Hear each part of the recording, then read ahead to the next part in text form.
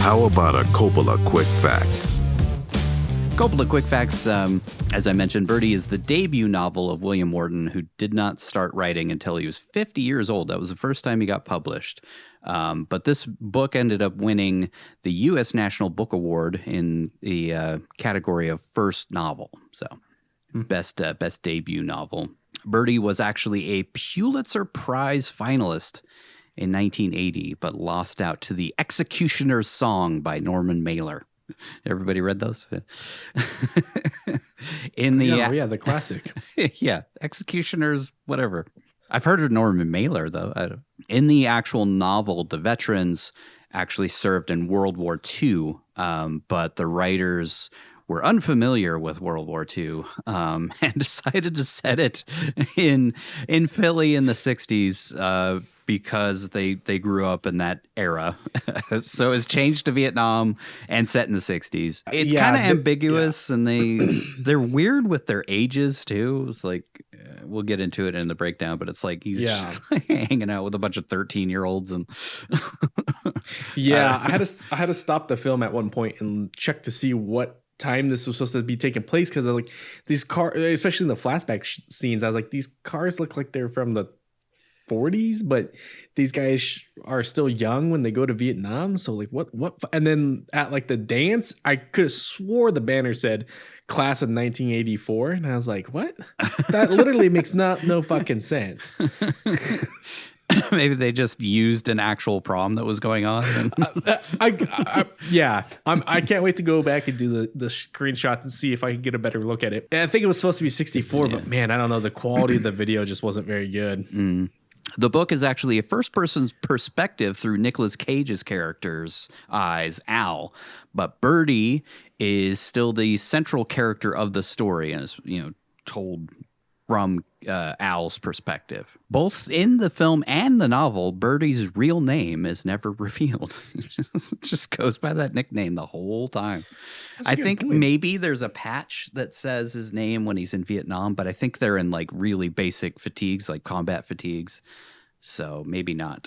I noticed it pretty early on. I was just like, they never called this guy by like a normal human name. He's just Birdy. Matthew Modine actually auditioned for the role of Al, but Alan Parker, who apparently is knighted, so it's Sir Alan Parker, cast him as Birdy instead. I feel like Modine got into a lot of these kind of like weird artsy movies in the 80s. That was kind of his thing, and then he slowly transitioned into mainstream stuff.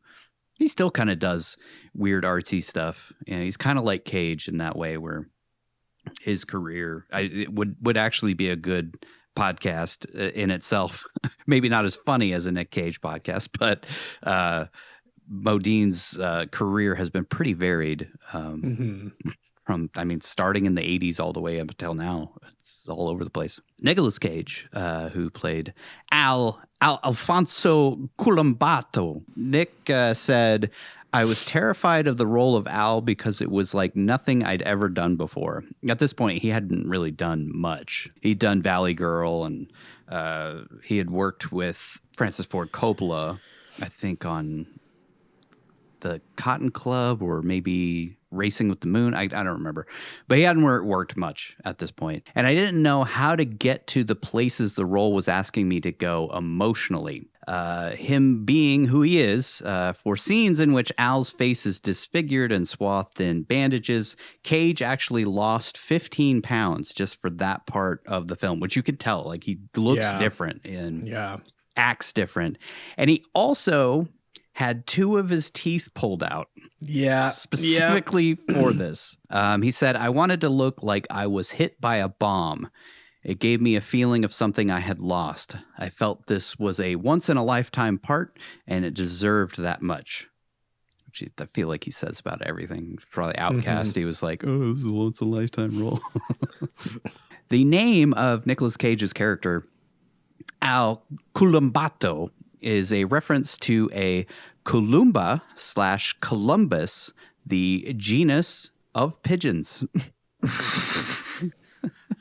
So, keeping that bird theme throughout. I thought this one was funny. So Danny Glover was apparently cast in this film. And at the time, he was unknown and was scheduled to make a big speech as a bit player. But because he kept botching his lines, his scenes had to be completely cut from the movie, which is like, how did he get work after that? Wow.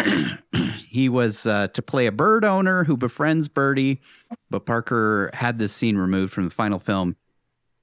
What he said was that it just didn't match the framework of the story. It just felt a little misplaced. And I think it's probably because we kind of established throughout that Birdy only gets along with Al and nobody else. So Yeah.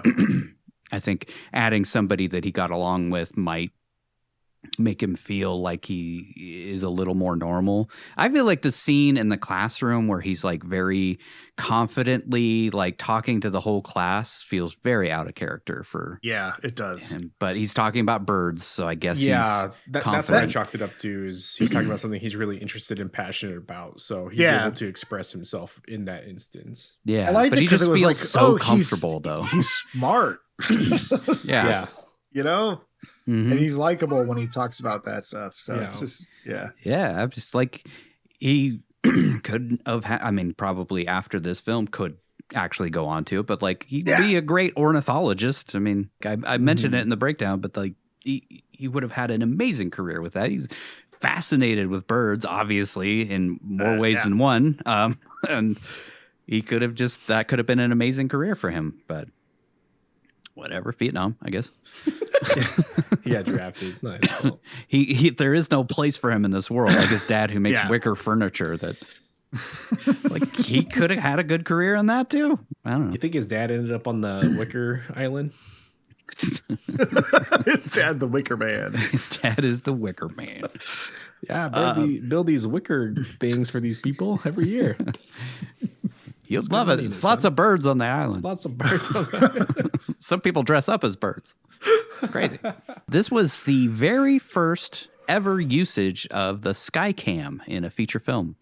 Really? Which is a camera just held up by wires, supported by 4 cranes, and controlled by a computer, and was used for the dream sequence of Birdy flying, whatever that was.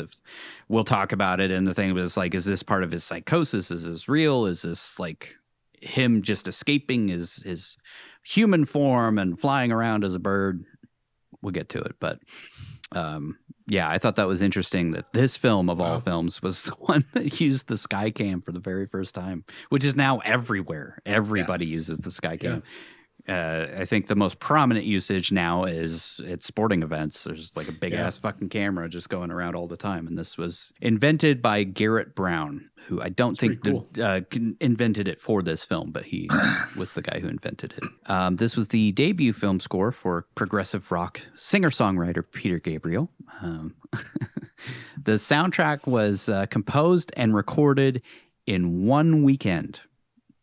Yeah, because it's the same theme over and over and over. It's and pretty over. much the same. Yeah. It's not that hard when it's the same. It's like fucking one song. track. He said that it's recycled music from his 3rd and 4th solo albums.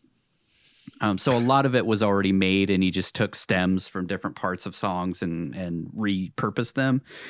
A lot of it is just weird interstitial music, like the weird like circusy flute thing that happens every once in a while in the film. But Gabriel actually has done albums based off of his scores. So like he'll go back and actually work on, like he did an entire album for the Last Temptation of Christ, which I think is like called Passion or something like that. I can't remember. Hey, But you can't steal that. That's Mel Gibson's title. one weekend. It's kind of funny to me. I don't know why. But you know, if he's already composed most of it already, you know. Yeah, and a Makes lot of sense. the music was just kind of ambient, Mm-hmm. synthy, whatever. Yeah. And then, just the same motif used a lot. Yeah. The film was selected to screen in competition at Cannes Film Cannes Film Festival.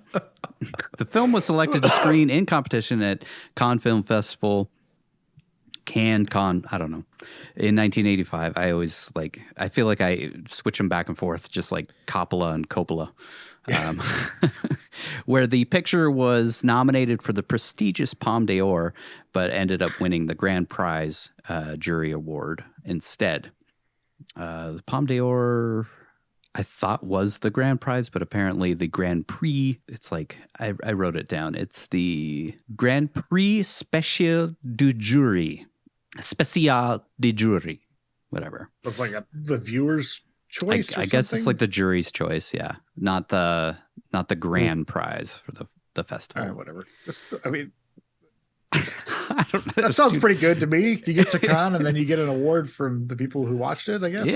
I would imagine that is pretty prestigious. I mean, like it getting says nominated it's for an prestigious, Academy Award, Yeah. It's an Academy-worthy performance, so it's good. Yeah. And then the final quick fact I thought was fucking hilarious is when producer Alan Marshall first approached Robert De Niro by phone about taking a part in the film Angel Heart, which came out in 1987, De Niro asked him, "Are you the guys who produced Birdy?" And when Marshall replied that he was, De Niro hung up on him.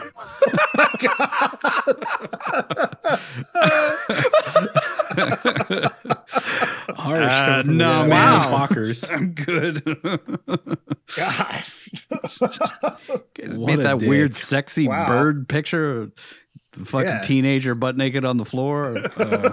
Thanks to you now I have a fetish for fucking birds. Ugh. I mean, that is kind of an asshole move. Like, what the fuck, dude? Not that bad of a movie. It's not that bad of a movie, but it is very strange. I can see De Niro Just be being like, I don't want to work with those people. I'm all right, man.